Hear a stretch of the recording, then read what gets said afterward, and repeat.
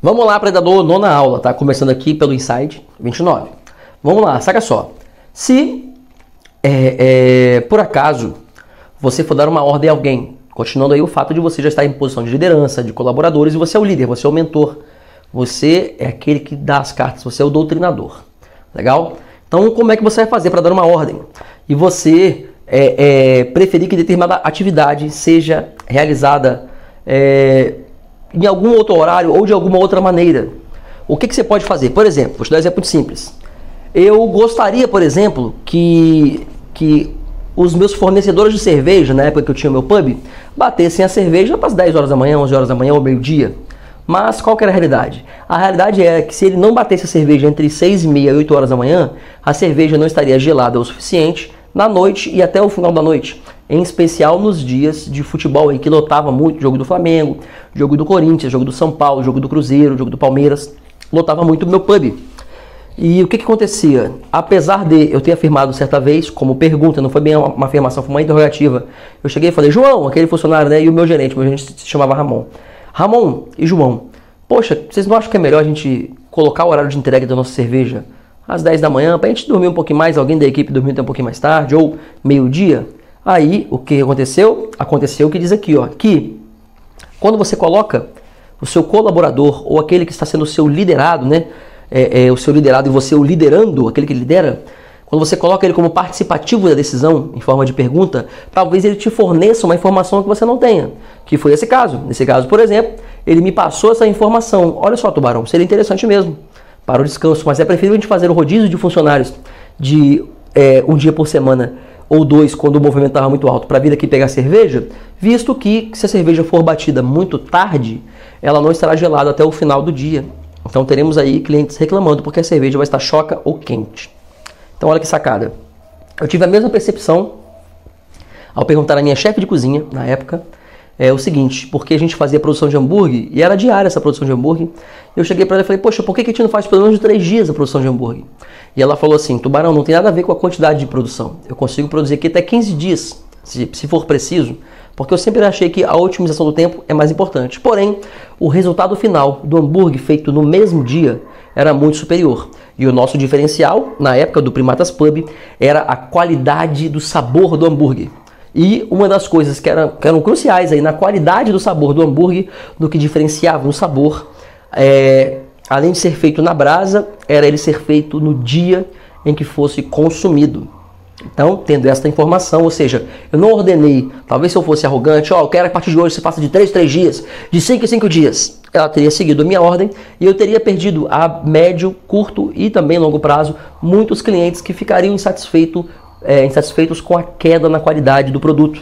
Então entenda que você precisa colocar o outro como participativo, mesmo que ele seja um subordinado seu, como participativo nas tomadas de decisões de alguma coisa em especial que ele executa, que ele exerce, que ele participa, porque é bem provável que ele tenha uma informação maior, uma prática maior, tá bom? Isso só tem uma ressalva. Caso você seja de uma força militar, como é o meu caso, quando eu recebo ordem, se a ordem não for ilegal, estúpida ou absurda, eu sou obrigado a seguir a ordem. Por mais que de repente talvez eu pense diferente.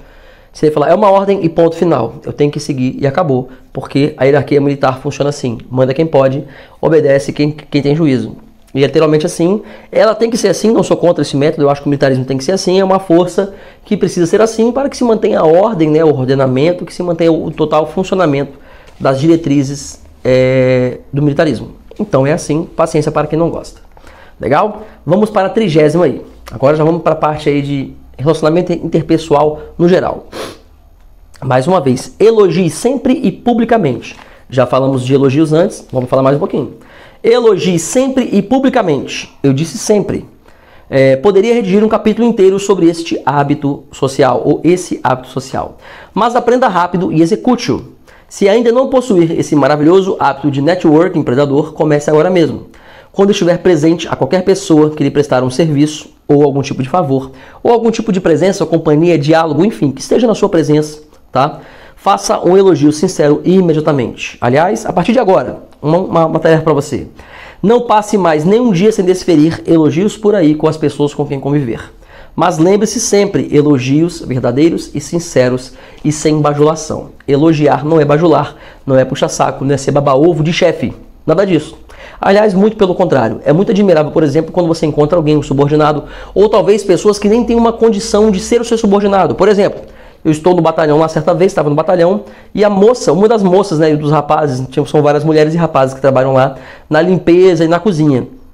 E uma das jovens lá, você percebe claramente que ela é de uma origem de dificuldades financeiras, mas ela sempre cabisbaixa ali naquela posição de subordinada mesmo. E ela faz um café sensacional, sensacional o café dela.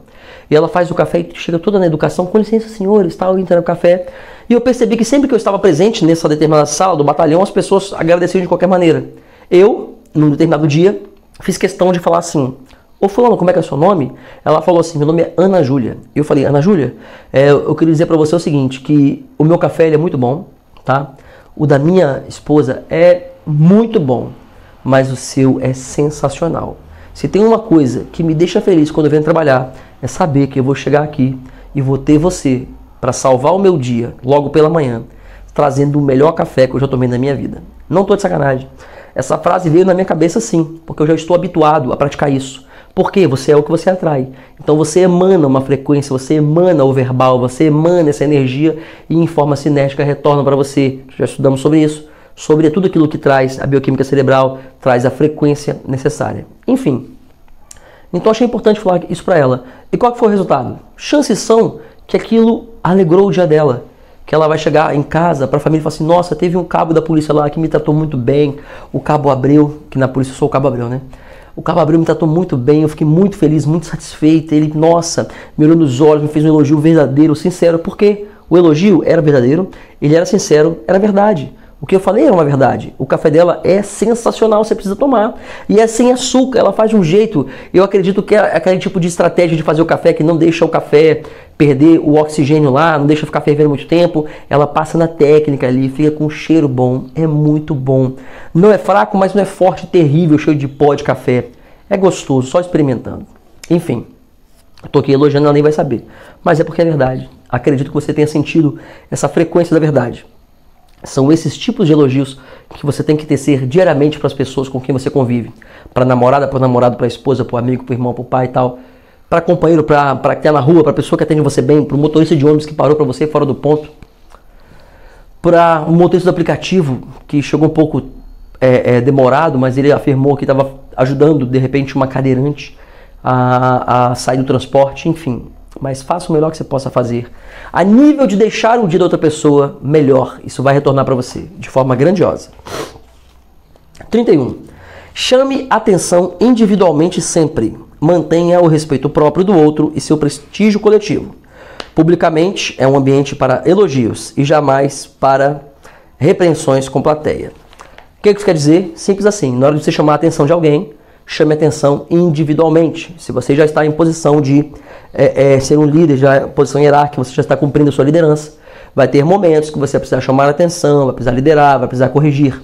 E na hora de corrigir e chamar a atenção, você vai chamar essa pessoa individualmente, vai falar só você e ela. Vai falar assim: ó, não gostei do que você fez, não repita mais isso, assim assado, eu confio em você, enfim. Pode usar a técnica sanduíche, pode usar o argumento que você fez determinada ação, ou se você tem uma boa relação com essa pessoa, joga abertamente e fala assim: ó, não gostei do que você fez, eu sei que você tem capacidades muito maiores do que essa, você tem qualidades muito melhores, muito mais superiores do que essa, não é o comportamento que eu espero de você, que eu sei que você é muito melhor do que isso.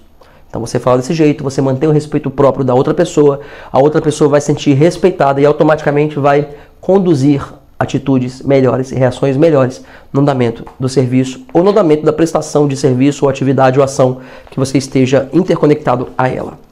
Número 32. Estimular sempre elogiando e nunca pelas críticas diretas, tá? Às vezes parece que eu repetindo, mas faz intenção de que você internalize. Críticas apenas geram insatisfação e ressentimento. Pessoas magoadas reincidem no comportamento negativo quando magoadas. Elogie mais, como expliquei acima, e testemunhe o milagre. Mais uma vez, elogios funcionam, porque o elogio é o seguinte, tem uma frase do Dale Carnegie que fala assim, ó: você atrai muito mais abelhas com uma gota de mel do que com um litro de fel. Para terminar essa aula, grava isso.